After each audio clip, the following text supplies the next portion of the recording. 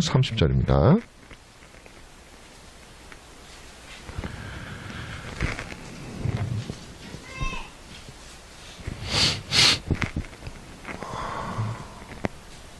창세기 1장 26절에서 30절 제가 봉독하도록 하겠습니다.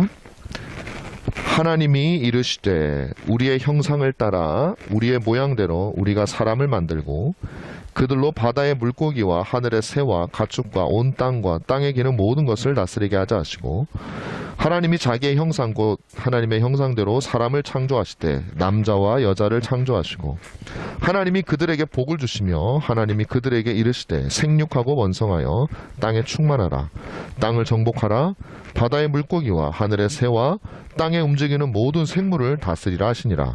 하나님이 이르시되 내가 온 지면에 씨 맺는 모든 채소와 씨 가진 열매 맺는 모든 나무를 너희에게 주노니 너희의 먹을거리가 되리라.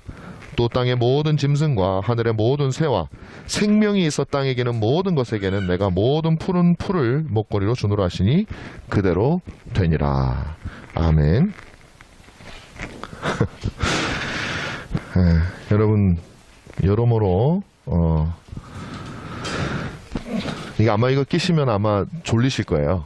여러분들이 나오는 이산화탄소를 우리가 다시 마셔야 되기 때문에 산소 공급이 충분치 않아서 졸리실 수도 있을 것입니다. 그러나 오히려 이 생물학적으로는 그래도요, 우리가 심령이 살아있으면 이럴 때일수록 더 정신이 말짱해요. 정신력이라고도 할 수 있고 이게요, 육신을 이기더라고요. 여러분들이 이 어려운 시기일수록 더 하나님 말씀과 진리에 깨어있지 않으면 우리는요, 정말 제가 그걸 느껴요. 금방 휩쓸려 가겠구나. 세상에. 근데 휩쓸려 가면서 자기가 휩쓸려 가는 걸 알면 다행이거든요. 거기서 나오려고 하니까. 근데 세상의 물결은 참 희한해가지고요. 우리가 휩쓸려 가면서도 잘 가고 있다고 생각을 한다니까요. 그래서 무서운 거예요. 자, 요즘에요. 여러분들 중에 이제 인터넷을 하시고 뭐 페이스북, SNS를 하시는 분들은 아실 수도 있고 모르실 수도 있고, 안 하시는 분은 아직은 잘 모를 거예요. 요즘에 며칠 사이에 교회가 미안합니다라고 하는 말이 유행을 하고 있어요. 그러니까 저가 이제 페이스북을 하는데 거기 보면 자기 자신을 상징하는 사진 같은 거를 하잖아요. 거기에 자기 사진이나 가족 사진을 빼고 교회가 미안합니다라고 하는 사진을 걸어놓는데 제 주변에는 이제 신자들이 많으니까 굉장히 많아요. 그러니까 어떤 미국에 계신 제가 아는 또 목사님인데, 시애틀에 계신 목사님인데, 그분도 자기는 교회가 미안합니다를 반대한대. 그럼 뭐라고 하려나? 그분은 반대할 사람이 아닌데 반대한다 그래서 뭐라고 하려나 했더니 교회가 미안합니다 정도가 아니라 교회가 죽을 죄를 졌습니다 이렇게 얘기를 해야 된다는 거예요. 코로나 바이러스 확산의 주범이다라고 이 사회는 이미 과학적인 검토 없이 낙인을 찍어버렸어요. 그러다 보니까 그것과 비슷한 생각을 가진 사람들이 얼씨구나 나서서 우리가 미안하다고 막 이제 절을 하고 그렇게 하기 시작합니다. 저는 그 모습을 보면서 세상이 교회를 향해서 막 이제 질타를 하고 하는 거는 저는 그렇게 이상하게 생각하지 않아요. 그건 원래 그래 왔거든요. 저는 교회 역사를 전공했기 때문에 늘 그래 왔어요. 늘. 불신 세상은 늘 그래 왔어요. 이상한 모습도 아니에요. 근데 가슴이 아팠던 것은 신자라고 하는 이들이 교회가 미안합니다라는 표현을 쓴 것이 굉장히 가슴이 아팠어요. 제가 그 이유는 제가 좀 이따가 오늘 본문과 연결이 되기 때문에 설명을 드리도록 하겠습니다. 오늘은 세상과 교회와의 관계에 대해서 여러분들에게 조금 설명을 드려보려고 합니다. 우리는 지난 시간에 우리 말씀도 보면 이제 6일간 하나님이 창조를 하시잖아요. 이렇게 쭉 저는 굳이 구체적인 말씀을 안 드릴래요. 여러분들이 보시면 알 수 있기 때문에 첫날 뭘 만들고 쭉 만드셨어요. 마지막 날 뭘 만들었냐가 중요합니다. 제가 하나하나 다 설교할 수도 있지만 그거보다는 중요한 거, 마지막 날 만들었던 인간이 굉장히 중요하다라는 것이죠. 우리의 관심은 인간에 있습니다. 가장 큰 관심은. 인간이란 도대체 뭐냐? 철학의 굉장히 오래된 주제입니다. 도대체 인간은 뭐길래? 한번 보십시오.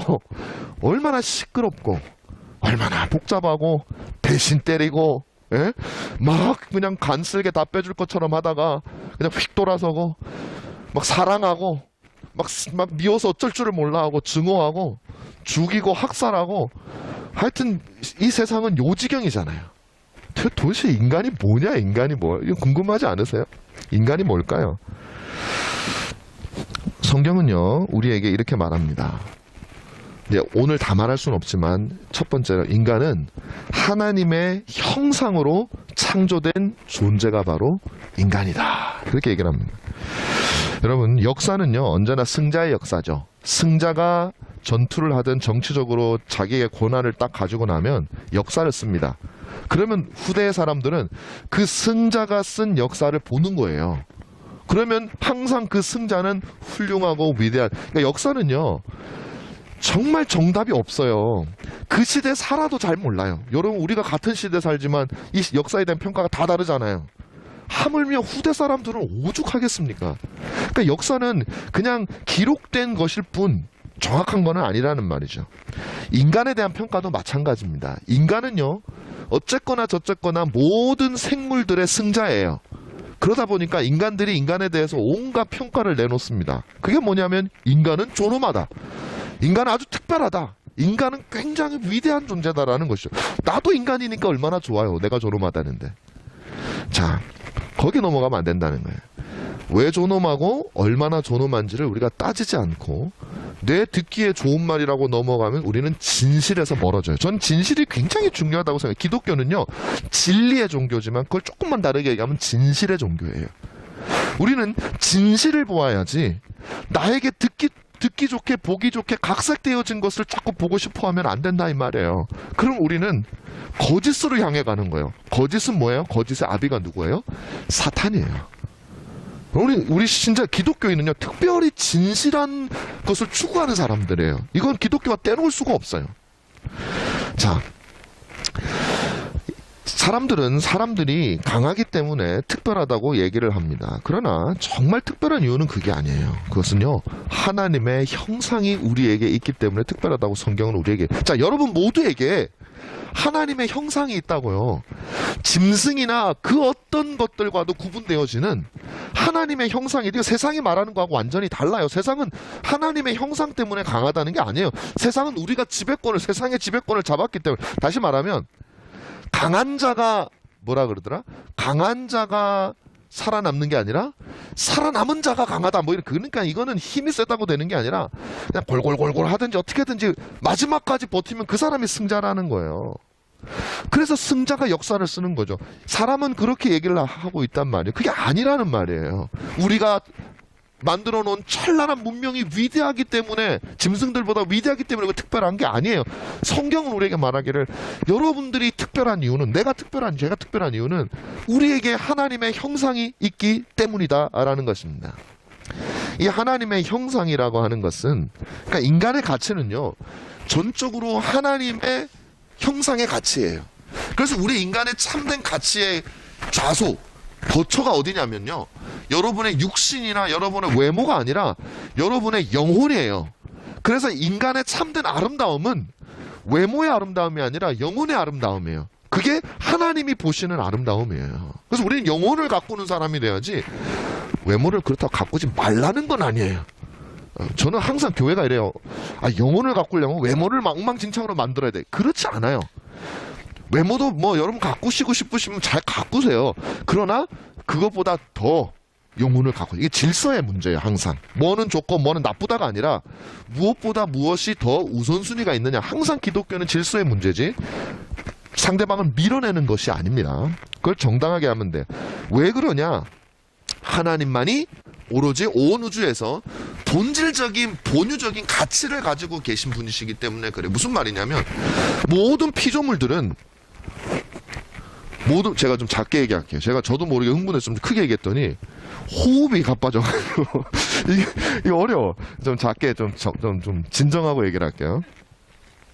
자, 그래서 온 우주 가운데 본유적으로 존재하던 분은 하나님밖에 안 계세요. 나머지는 무였어요. nothing에서 없던 존재였잖아요. 그러니까 가치가 없던 것에서 생겨난 거죠. 하나님은 원래부터 계셨어요. 그래서 그분은 가치 그 자체였어요. 본유적인 가치. 그래서 모든 피조물들이 가지는 가치는 그 가치 그 자체이신 그분의 가치를 우리가 얼만큼 반영해내느냐, 그분의 모습을 얼만큼 우리가 드러내느냐에 따라서 우리의 가치가 결정되어집니다. 이게 기독교인들과 불신자들 간의 이 패러다임 변화고, 이것을 우린 컨버전, 회심이라고 하는 거예요. 세계관이 바뀌어지는 거예요. 뭐가 아름답고 뭐가 덜 아름답고, 뭐가 존귀하고 뭐가 덜 존귀하고, 뭐가 추하고 뭐가 아름답고, 이 가치관이 완전히 바뀌어요. 왜? 우리는 하나님의 모습이 많이 반영되면 많이 반영될수록 아름다운 것이라고 생각을 하지만 세상은 그게 아니거든요. 그래서 사는 방식이 다른 겁니다. 그것이 바로 참된 인간의 가치라는 것이죠. 자, 그러면 우리는 정말 그렇게 생각하는가? 이게 중요하죠. 그런 걸 알아요. 나는 목사님 맞는 말이에요. 그러면 그렇게 생각하시느냐 이 말이에요. 제가 3가지 질문만 드리면서 좀 빨리 넘어가겠습니다. 여러분이 정말 그렇게 생각하고 계신가? 저도 마찬가지고, 첫 번째는 정말로 여러분들은 하나님의 형상을 온전히 반영하는 것이 여러분 인생의 최고의 숙제요 목표입니까? 내 인생의 목표는 지금 하나님의 형상 생각해 본 지 오래됐고, 좋은 대학 가서 좋은 직장 얻어가지고 세상 속에서 칭찬받고, 이게 목표입니까? 아니면 여러분들이 정말 하나님의 영광을 반영하는 것이 여러분의 삶의 목표? 두 번째, 여러분들은 하나님의 형상을 반영하는 사람들을 사랑합니까? 아니면 세상의 영광을 반영하는 사람들을 사랑합니까? 우리에게 묻는 질문이에요. 세 번째, 여러분들은 여러분의 자녀에게 무엇을 강조합니까? 하나님의 형상 닮기를 원하십니까? 여러분의 자녀가? 아니면 세상에서 잘 나가기를 원하십니까? 요 3가지만 보면 우리가 정말로 뭘 가치 있게 여기는가 하는 걸 나와요. 자기까지는 다 할 수 있거든요. 인생을 어차피 많이 살았기 때문에, 하나님 이제 인생 영광 볼 것도 없고, 이제 내 남은 영광은 그냥 하나님의 모습을 담는 겁니다. 내 인생 별로 더 나아질 것도 딱히 없고, 이런 생각 할 수 있어요. 나이가 들면. 자녀들 얘기하면 달라져요. 나는 내 자녀들에게 뭘 가르치고 있지? 거기에 여러분의 인생관이 반영되어져 있는 것입니다. 우리는 이런데 세상은 그렇지가 않아요. 하나님의 형상을 잃어버렸기 때문에 그래요. 이제 우리가 좀 이따가 배우겠지만 3장에서 아담이 타락함으로 지금 본문에서 주어지는 하나님의 형상이 일부분 중요한 핵심이 날아가게 됩니다. 그래서 세상은요, 필요에 따라 인간을 하나님의 자리에 두기도 하고, 때로는 짐승처럼 죽이기도 해요. 굉장히 모순적입니다, 사람들은. 그러니까 인간의 참된 가치가 어디에 있는지 사람들은 모르다 보니까 인간을 대하는 방식이 중구난방이에요. 그러니까 어떨 때는 인간 존중해서 인간이 굉장히 중요한 것처럼, 여러분 한번 사회를 보세요. 정말 중요한, 우리 정부의 얘기를 들어. 이게 어느 정부, 보수 정부 이런 거 떠나서 그냥 정부라든지 어떤 세상에서 하는 걸 들어보세요. 어떨 때는 막 국회의원들도 막 인권에 사람을 그렇게 존중하는 국회의원이 없어요. 근데 다른 데서 보면 자기 반대 정파에 있는 사람들은 그렇게 무시하는 경우가 모순이 엄청나게 일어납니다. 그게 인간이죠. 그게 사람들이죠. 어떤 사람들이에요? 정말 참된 인간의 가치가 어디에 있는지를 잃어버린 사람들은요, 자기 기분대로 하는 거예요. 내 편이면 좋은 거고 남 편이면 아닌 거예요. 보세요. 공산주의 사상은 유물론에서 일어났잖아요. 신은 없어요. 모든 게 물질에서부터 하죠. 그런데 이 사람들이 내세우는 게 뭐냐면 인간이 최고다예요. 여러분, 공산주의가 인간을 때려 죽이자, 그런 공산주의 없어요. 때려 죽이자 그러면 그 사람들이 그 공산당 지지하겠습니까? 그들이 들고 나오는 게 뭐냐면요, 사람이 최고다예요. 인간이 최고다. 인민이 최고다예요. 근데 여러분, 공산주의 정권 중에 인민이 최고인 정권을 보셨습니까? 마오쩌둥이 수천만 명을 죽였어요. 직접 학살한 사람도 많지만 그가 잘못된 정책으로 인해서 굶어 죽은 사람이 수천만 명, 수억이에요. 스탈린이 2~3천만 명을 학살시켰어요. 북한 김일성은 거기에 되지도 못해. 인구가 그만큼 되지도 않아. 거기 스탈린 쫓아가고 마오쩌둥 쫓아가고 북한 다 죽여야 되니까 자기가 착해서 안 한 게 아니라 그렇게 한 인구가 없어서 못한 거예요. 그럼 그 사람들이 내세운 북한 헌법에 있는 게 사람이 먼저다입니다. 어디서 많이 듣던 말이긴 한데, 사람이 먼저다. 북한 헌법에 있어요. 여러분, 그렇게 굉장히 모순적인 모습을 그들은 보여오는. 근데 여러분, 또 그게 공산주의만이냐? 그건 또 아니에요. 인간에 대한 잘못된 가치를 민주주의, 자본주의 사회에서도 있습니다. 왜 있냐? 그 가치를 갖다가 하나님의 형상을 반영하는 인간이 가치 있다고 생각을 하지 않고, 자본주의 세상에서 물질, 그 다음에 부, 명예, 이런 것에 두다 보니까 또 자본주의 사회에서는 인간을 왜곡되게 보기 시작하는 거예요. 자기보다 못한 사람을 누르고. 인간의 본성이 그렇게 악한 거죠. 그래서 또 참 모순적인 게 뭐냐면 이런 겁니다. 저는 이 부분은 너무 단호합니다. 그런 거예요.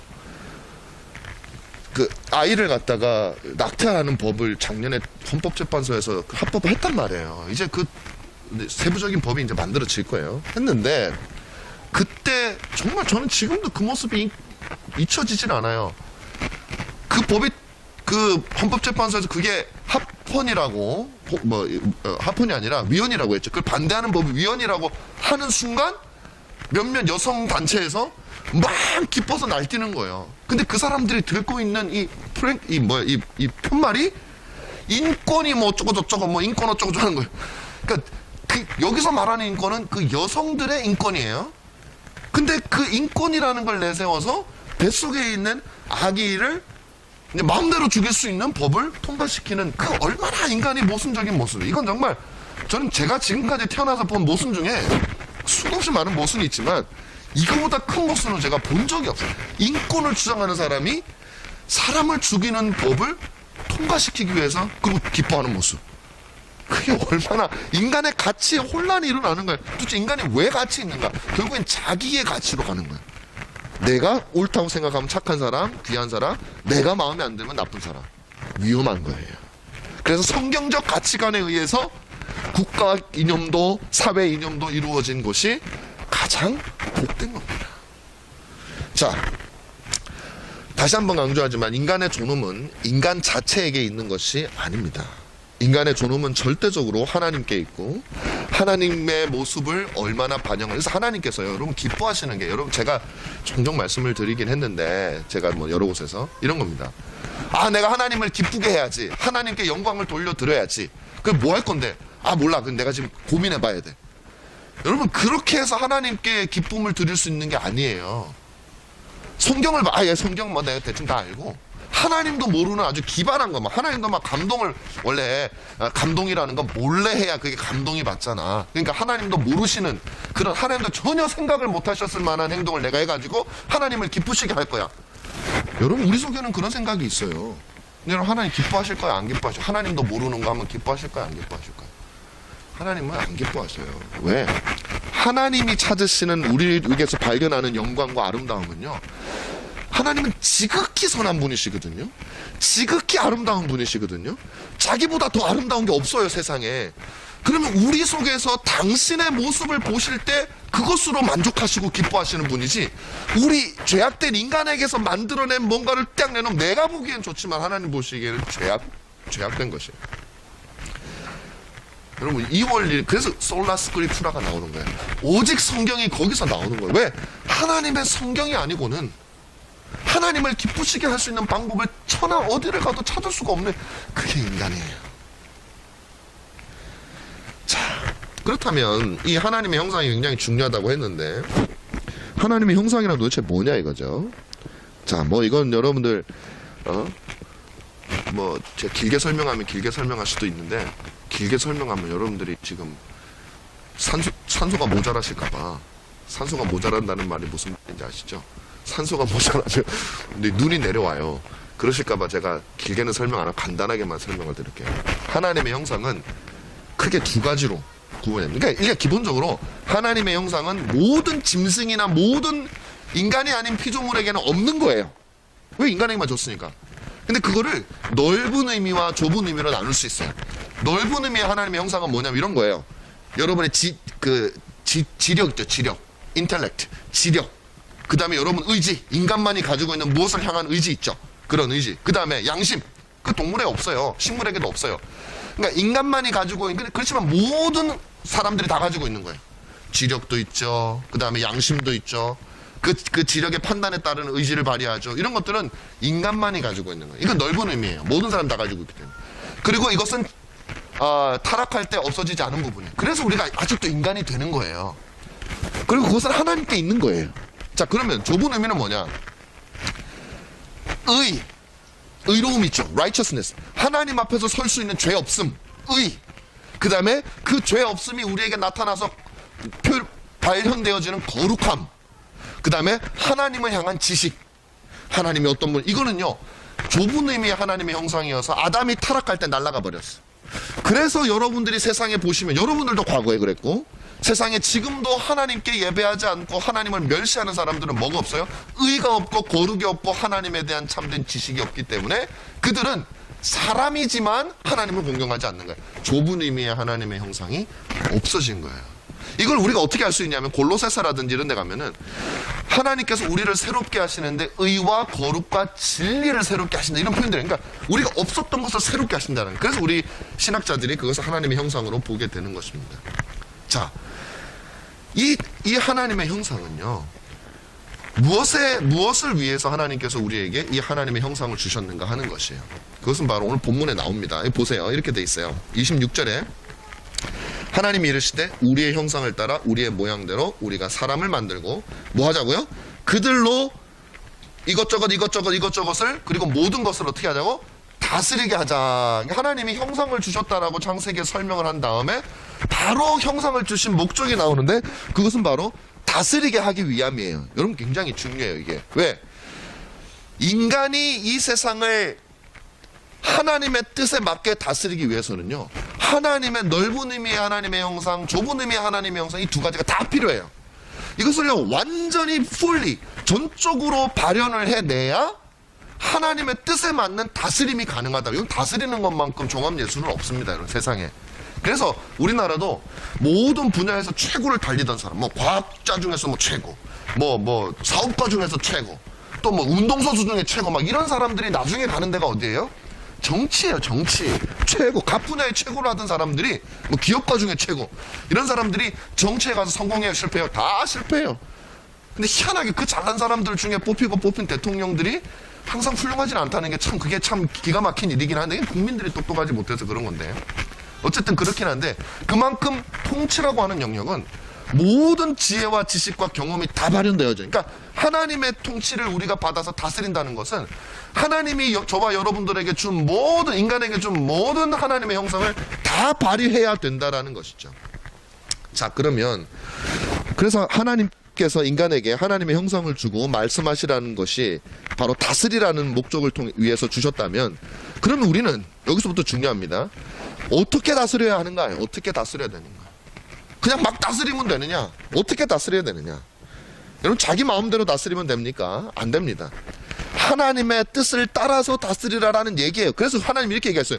우리가 만들고 그들로 다스리게 하자 한 거예요. 우리가 만드는 거예요. 하나님 형상을 따라. 다시 말하면 우리는 하나님의 대리 통치자라면 제가 지난 시간에 말씀드렸잖아요. 하나님이 빛이신데 첫날에 빛을 창조하시고 넷째 날에 하나님께서 태양과 모든 광명체를 만드신 것은 당신이 직접 그 빛으로 세상을 다스리는 것은 나중에 할 일이고 그 전까지는 당신의 빛을 반영해내는 그 태양이라든지 광명체들을 통해서 하나님이 다스리고 우리가 바로 빛이신 예수 그리스도께서 우리를 부르실 때 너희는 빛의 자녀라고 부르셨던 것처럼 우리는 그 빛을 반영해내는 일을 하는 거예요. 그래서 우리는 하나님의 형상을 받았고 그 빛의 모양대로 세상을 다스려야 되는 거예요. 자, 그러니까 우리는요 청직입니다. 청직이. 여러분 많이 들으셨죠? 주인이 아니에요. 청직이에요. 그래서 아담에게 이 모든 걸 주신 거예요. 하나님에 대한 뭐 지식도 주시고 능력도 다 주신 거예요. 여러분 이 세상을 다스리라고 하는 명령은요 여전히 유효해요. 비록 아담이 타락해서 세상은 지 마음대로 갑니다. 더군다나 세상을 다스리는 이 위정자들은 거의 대부분의 나라에서 신자가 아니에요. 왜 아닐까? 왜 하나님은 신자를 대통령으로 주면 제일 좋을 텐데 왜 각 나라마다 신자가 아닌 사람들이 대통령이 더 많을까요? 그 이유는 하나예요. 불신자가 더 많기 때문이에요. 왜? 하나님이 죄가 들어오고 난 다음에 이 세상은 불신자들이 살아요. 신자들하고 같이 섞여 살아요. 그런데 거기서 신자가 대통령이 됐다고 해서 마태복음 5장에 나오는 것처럼 원수를 사랑하라. 뺨을 때리면 원수 사랑하지 않는 사람은 다 사형. 오른뺨을 때렸는데 왼뺨도 안 내미는 사람은 다 징역 10년. 이렇게 법을 정하면 세상이 돌아가겠습니까? 아니 죄악된 사람은 그게 안 된단 말이에요.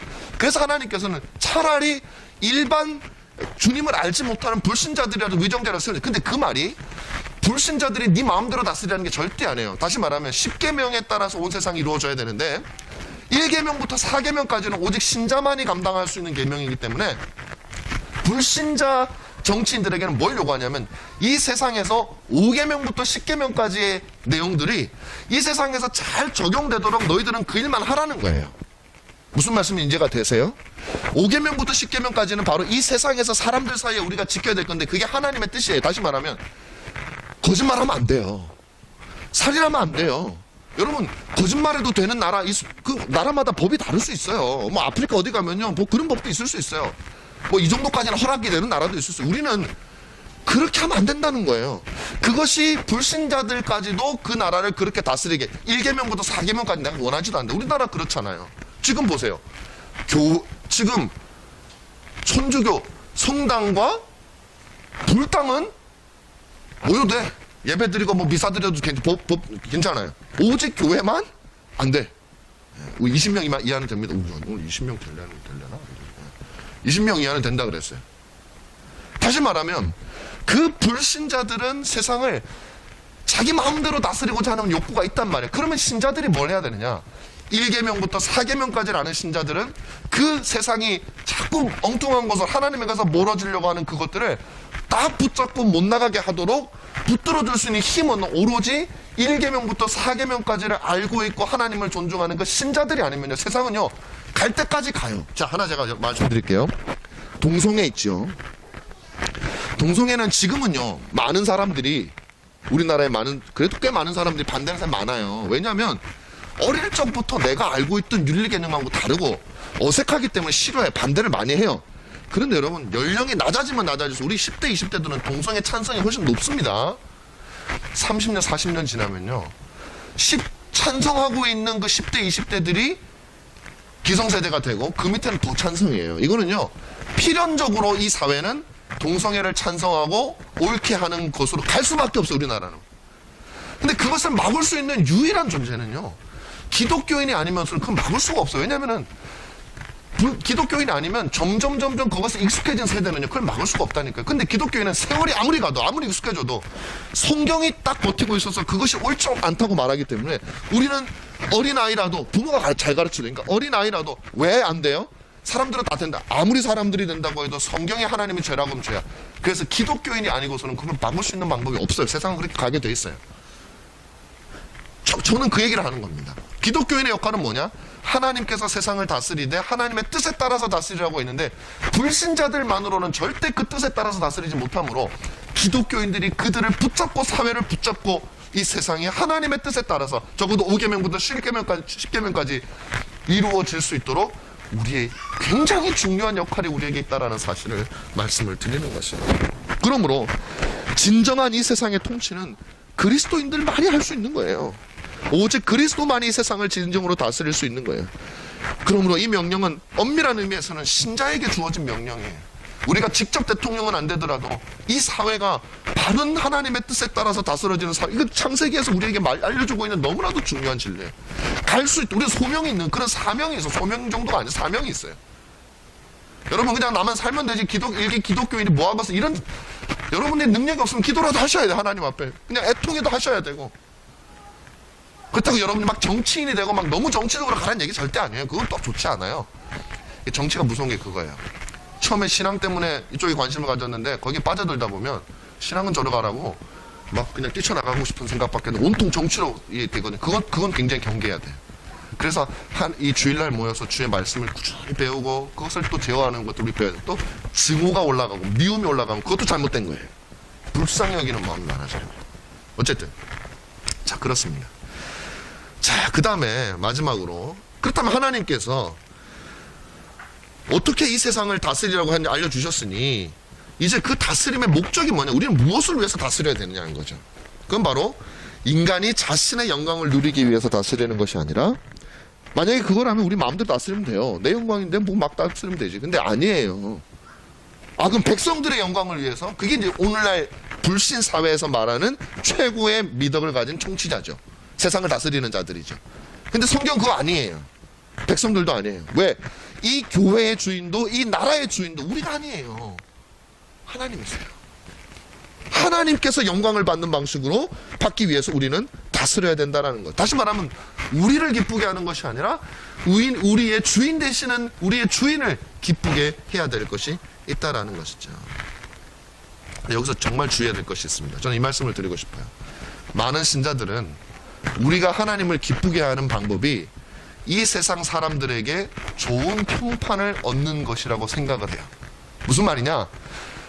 우리가 세상 사람들한테 잘 모여가지고 세상 사람들이 야 그래 기독교 괜찮네 박수 쫙쫙쫙 치면 그게 하나님께 영광을 돌리는 방법이라고 생각한단 말이야. 그러면 어떻게 되느냐? 우리는 끊임없이 세상에게 잘 보이기 위해서 아부를 떨 수밖에 없어요. 왜? 하나님의 영광이 이 사람들의 판단에 달려있으면 이 사람은 기분 나쁘게 하면 안 되잖아요. 지금요 그 현상이 교회 곳곳에서 나타나고 있어요.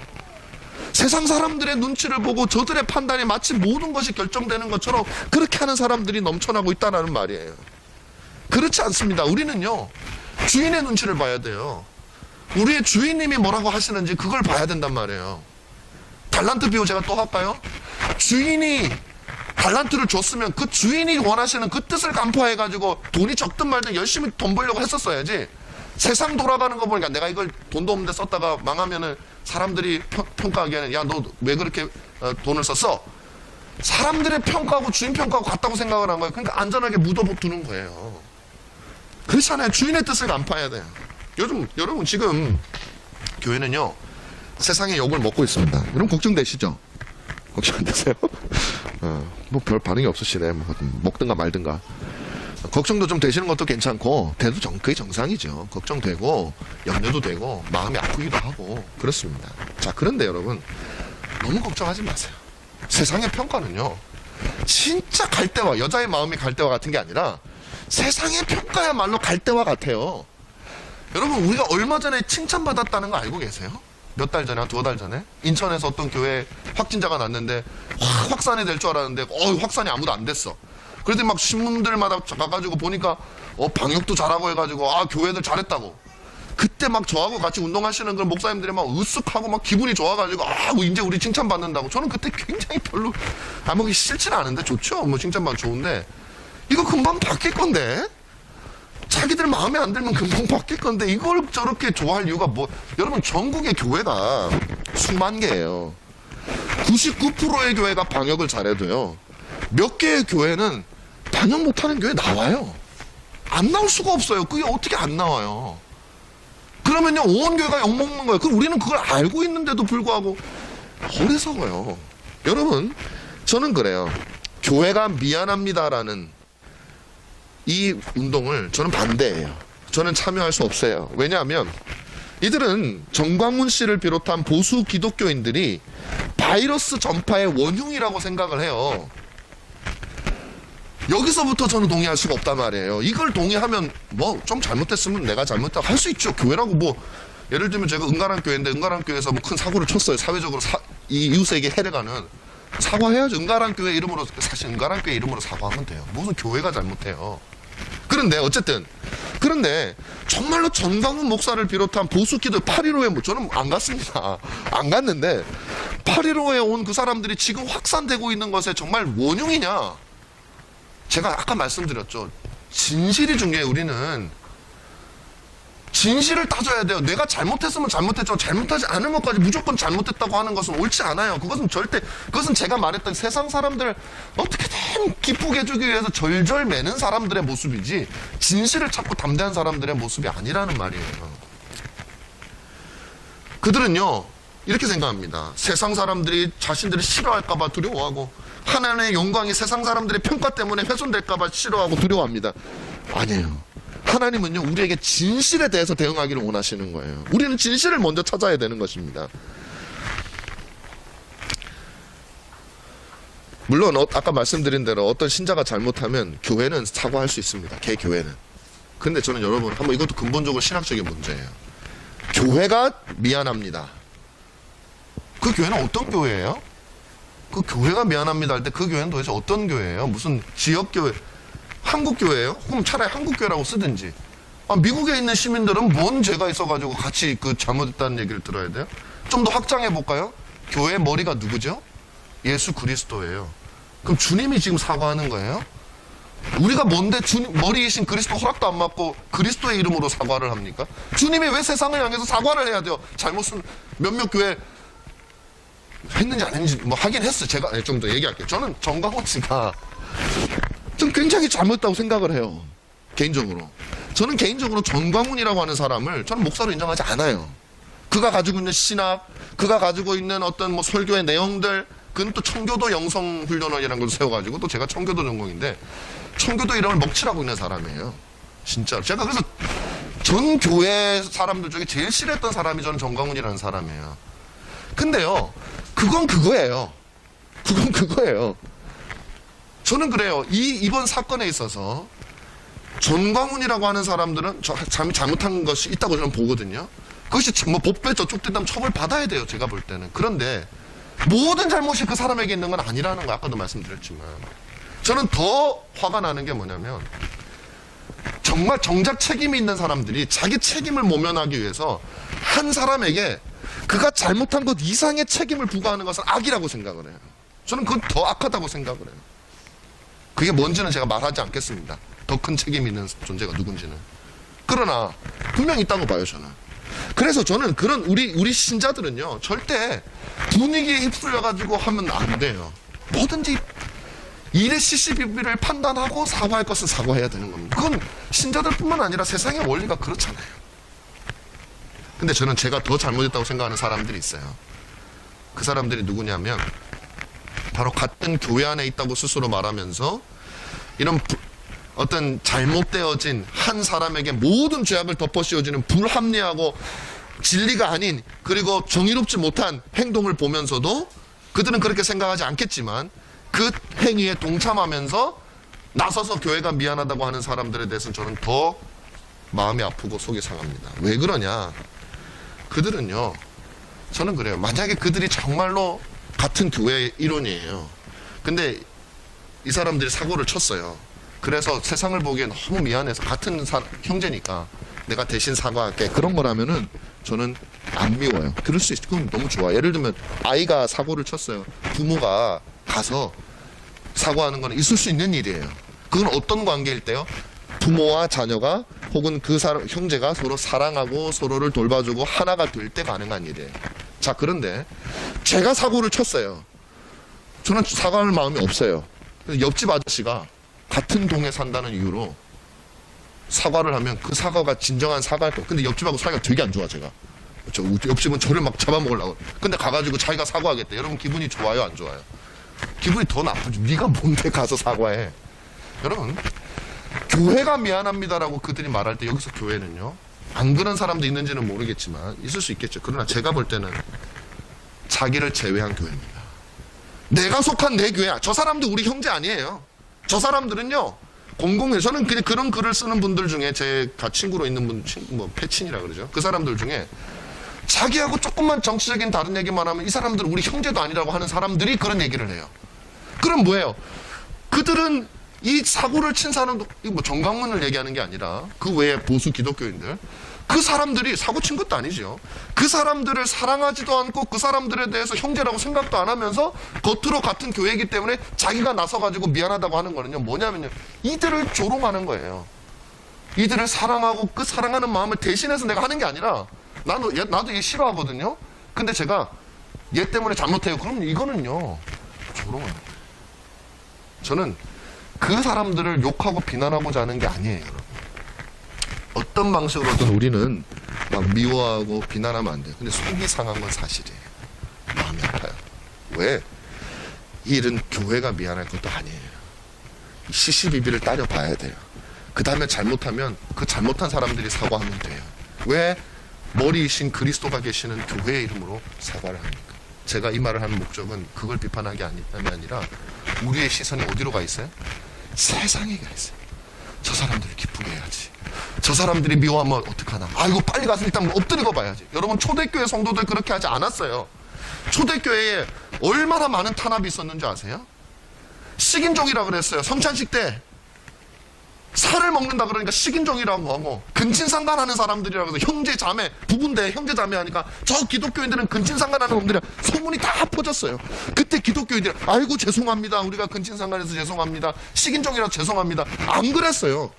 그렇지 않습니다라고 얘기를 했어요. 왜? 진실을 밝혀야 되니까. 사과한다고 되는 게 아니에요. 우리는 빛의 자녀들을 진실을 드러내는 사람이에요. 진실을 드러내는 사람. 사랑하는 여러분, 저는 뭐 정부를 비판하고 뭐 누구를 비판하기 위해서 하는 게 아니라 뭐 그런 뉘앙스가 저의 마음에 속상한 게 있으니까 전달됐을 수도 있어요. 그러나 여러분이나 저나 신자로서 이 세상을 향해서 우리는 바른 태도를 가져야 된다. 그래서 우리가 그들을 다스리는 것이지, 부족하더라도 그것들은 우리 안에서 다시 정비를 하고 나가는 것이지, 그들을 기쁘게 하기 위해서 그들의 다스림을 받는 존재가 아니다라는 거예요. 우리가 그들을 불쌍하게 여겨야지 그들이 우리를 불쌍하게 여기고, 물론 진실이 그렇다면 할 수 없지만 진실도 아닌데 그래서 합니다. 여러분, 저와 여러분들이 사람을 기쁘게 하는 사람들이 아니라 하나님을 기쁘게 하는 하나님의 백성들이 다 되기를 주님의 이름으로 축원합니다. 기도하겠습니다. 고마우신 우리 아버지 하나님, 오늘 이 세상 속에서 일어나는 복잡한 일들로 인하여 그리스도 안에 있는 형제들도 서로에게 신뢰를 보내지 못하고 불신